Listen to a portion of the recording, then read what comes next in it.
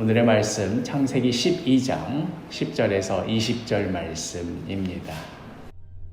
그 땅에 기근이 들었으므로 아브람이 애굽에 거류하려고 그리로 내려갔으니 이는 그 땅에 기근이 심하였음이라. 그가 애굽에 가까이 이르렀을 때 그의 아내 사레에게 말하되, 내가 알기에 그대는 아리따운 여인이라. 애굽 사람이 그대를 볼 때에 이르기를, 이는 그의 아내라 하여 나는 죽이고 그대는 살리리니 원하건대 그대는 나의 누이라 하라. 그러면 내가 그대로 말미암아 안전하고 내 목숨이 그대로 말미암아 보존되리라. 아브람이 애굽에 이르렀을 때 애굽 사람들이 그 여인이 심히 아리따움을 보았고 바로의 고관들도 그를 보고 바로 앞에서 칭찬하므로 그 여인을 바로의 궁으로 이끌어들인지라. 이에 바로가 그로 말미암아 아브람을 후대하므로 아브람이 양과 소와 노비와 암수 나귀와 낙타를 얻었더라. 여호와께서 아브람의 아내 사레의 일로 바로와 그 집에 큰 재앙을 내리신지라. 바로가 아브람을 불러서 이르되, 내가 어찌하여 나에게 이렇게 행하였느냐? 내가 어찌하여 그를 내 아내라고 내게 말하지 아니하였느냐? 내가 어찌 그를 누이라 하여 내가 그를 데려다가 아내를 삼게 하였느냐? 내 아내가 여기 있으니 이제 데려가라. 바로가 사람들에게 그의 일을 명하매 그들이 그와 함께 그의 아내와 그의 모든 소유를 보내었더라. 어제도 함께 말씀을 나누었지만 우리가 아브라함을 믿음의 조상이라고 일컬을 때에 그가 그 어떤 상황과 처지 가운데서도 흔들리지 않는 하나님을 향한 신뢰를 보여주었기 때문에 그에 따라 하나님께서 아브라함을 높이 치하하고 그 보답으로, 그 보상으로 그에게 복을 주셨다, 이렇게 여기게 되면 성경이 원래 말하고자 하던 바와 우리가 상당히 다른 이해를 가지게 되는 꼴이 된다고 하였습니다.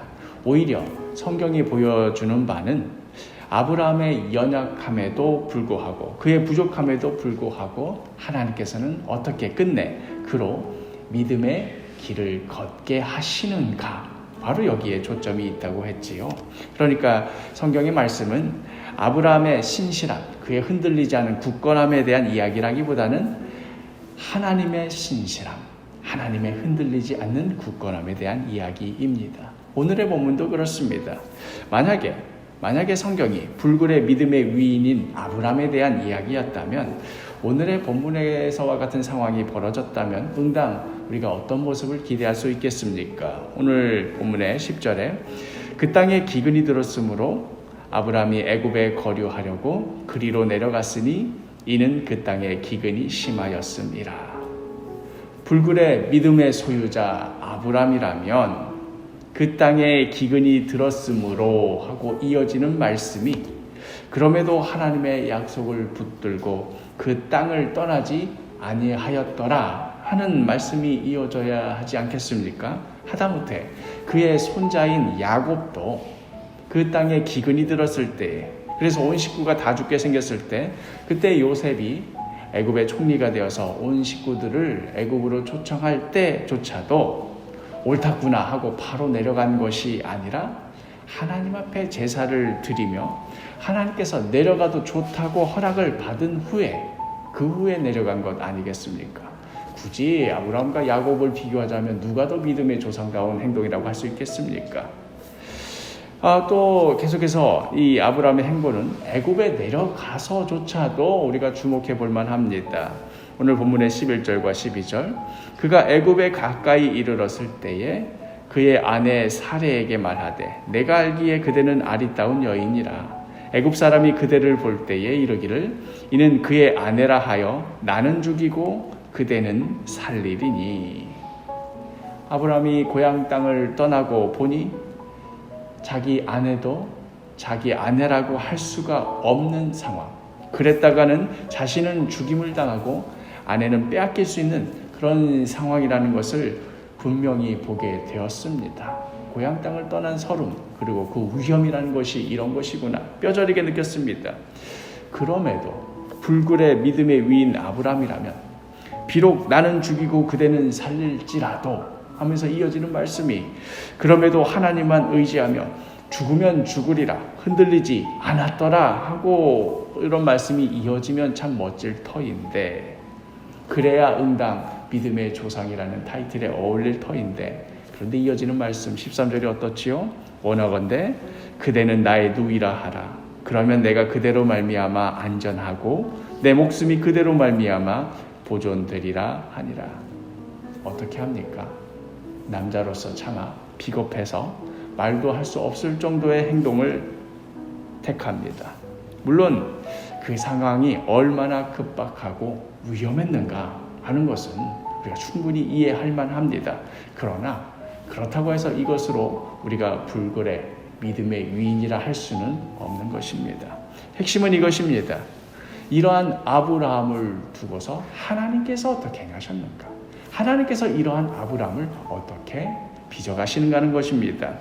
오늘 본문의 창세기 12장 17절 여호와께서 아브라함의 아내 사레의 일로 바로와 그 집에 큰 재앙을 내리신지라. 하나님께서 누구 편을 드셨습니까?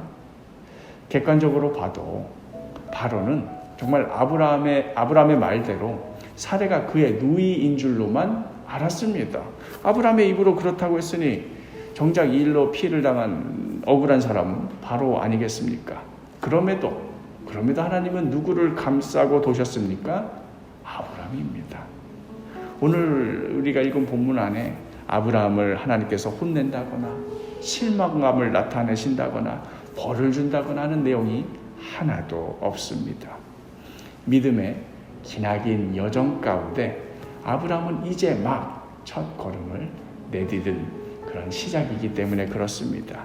하나님께서 아브라함의 연약함도 부족함도 다 아시기 때문에 그렇습니다. 그러나 이렇게 조금씩 이러한 사건 저러한 사건들을 경험해 나가며 하나님께서는 점점 그를 믿음의 사람으로 빚어 가시는 것입니다. 사랑하는 사도교회 식구 여러분, 하나님은 우리로 하여금 믿음의 길을 걷도록 이끄시고 인도하시고 빚어 가십니다. 앞으로도 우리가 계속해서 말씀을 통해서 보게 되겠지만 그리하여 끝내 아브라함으로 진짜 믿음의 조상으로 세워 나가셨던 것처럼 우리의 인생 역시도 믿음의 사람으로 하나님께서 빚어가실 것입니다. 그토록 하나님은 신실하시고 미쁘신 분이십니다. 오늘 하루 진정으로 믿을 만한, 진정으로 신뢰할 만한 분, 하나님 한 분만을 바라보며 의지하며 살아가는 복된 하루가 되기를 간절히 축복합니다.